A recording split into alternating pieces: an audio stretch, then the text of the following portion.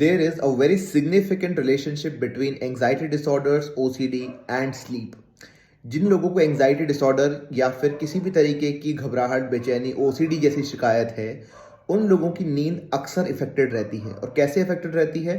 या तो हाइपरसोमनिया हो जाता है, यानी कि एक्सेसिव नींद आना, बहुत ज़्यादा नींद आना, 24 घंटे ऐसा मन करना कि सो जाओ, लेटे रहो, आंखें बंद रखो। क्यों? क्योंकि ऐसा दिमाग कंडीशन हो जाता है over a period of time कि नींद एक सेफ स्पेस है, सो जाऊंगा तो कुछ सोचने को नहीं मिलेगा, दिमाग शट हो जाएगा। तो उस वजह से दिमाग को ये रिवॉर्डिंग लगता है, तो हाइपरसोमनिया, ज़्यादा नींद आती है, ज़्यादा नींद करने का मन करता है, ज़्यादा उठने का मन नहीं करता, आप प्रोक्रेस्टिनेट करते हो, कई बार बेड पे लेटे रहते हैं लोग, सुबह सुबह उनकी नींद खुल जाती है, फिर भी they want to just keep sleeping, they keep their eyes close for a very long period of time until कि कोई आके स्पेशली उनको पुश ना करे या सिचुएशन ऐसी ना हो जाए कि उनको उठना ही पड़े। दूसरी जो चीज़ होती है वो होती है हाइपोसोमनिया, यानी कि कम नींद आना, लेस स्लीप, डिक्रीज स्लीप। क्यों ऐसा होता है? अक्सर रात को बहुत प्रॉब्लम फेस करते हैं लोग, क्योंकि जैसे जैसे रात होने लग जाती है, स्टिमुलस कम हो जाता है, एनवायरमेंटल स्टिमुलस। यानी कि अगर आप देखें कि दिन में हमारे आसपास लोगों की बातचीत, बहुत सारी नॉइजेस, बहुत सारी घटनाएं घट रही होती हैं, स्टिमुलस ज़्यादा होता है। इन सब चीज़ों को हम एनवायरमेंटल स्टिमुलस कहते हैं। जैसे ही नाइट टाइम आता है, स्टिमुलस कम होने लग जाता है, धीरे धीरे लोगों की बातचीत बंद हो जाती है, लोग सोने चले जाते हैं, नॉइजेस कम हो जाती हैं आसपास की। तो दिमाग जितना शांत होने लगता है एनवायरमेंट, दिमाग उतना ही ओवर थिंकिंग में चला जाता है, एंड देन उनको नींद में डिस्टर्बेंस होती है, या तो नींद आती नहीं है या बहुत टूट टूट के नींद आती है। They don't find it very peaceful to sleep और रेस्ट।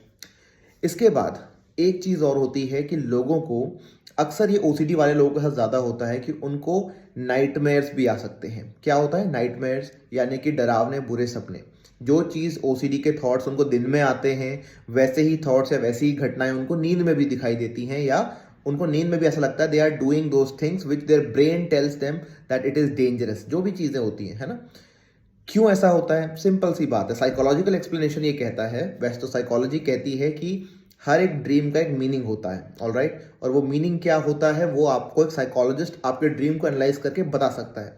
लेकिन जो ओसीडी और एंजाइटी रिलेटेड नाइटमेयर्स हैं, उनमें एक बहुत ही सिंपल सा लॉजिक होता है कि आप दिन भर उसी घटना से डर रहे हो, पूरे दिन भर उसी चीज़ से भाग रहे हो, उसी चीज़ से जूझ रहे हो, you are fighting that thought the whole day. So in the night your brain still is in the mode of processing that thought, वो फिर भी प्रोसेस करे जा रहा है उस थॉट को, है ना? तो अब क्या होता है, इससे कैसे बचें? बहुत ईजी चीज़ें हैं। कुछ चीज़ों का एक प्रोटोकॉल बनाइए, जैसे कि नींद का एक प्रोटोकॉल बनाइए। प्रोटोकॉल कैसे बनेगा?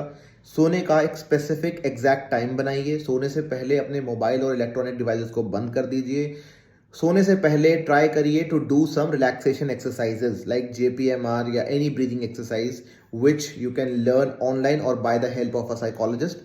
उसके अलावा आप ये कर सकते हैं कि अपने नाइट रूटीन में कुछ कामिंग म्यूजिक ऐड कर सकते हैं, या रीडिंग बुक्स। अब ये स्क्रीन से रिलेटेड नहीं है, कामिंग म्यूजिक बैकग्राउंड में चल सकता है।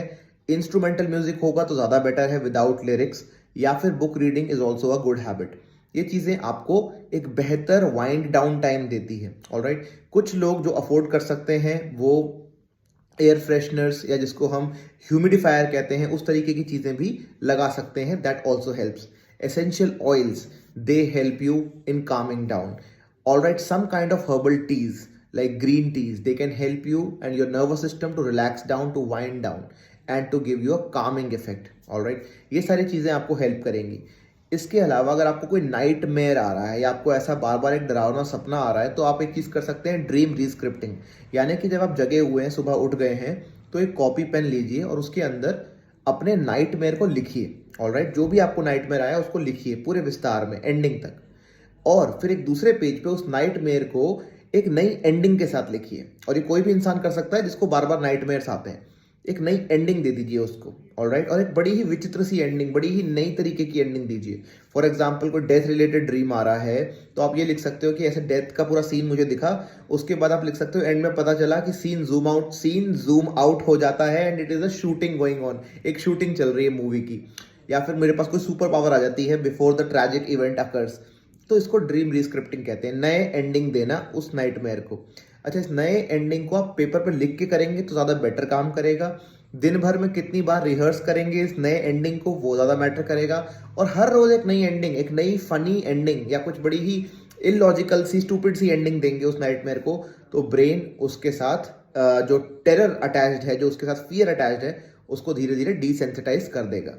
आई होप आप इन चीज़ों को समझे होंगे। अगर आपको नाइट मेयर्स की प्रॉब्लम है, बैड ड्रीम्स आते हैं या स्लीपिंग इश्यूज हैं ड्यू टू एंग्जाइटी, ओसीडी या any other kind of mental health issue, over thinking से भी हो सकता है, so please contact us and get yourself treated. I'll see you in the next video. Till then, take care and have a deep breath.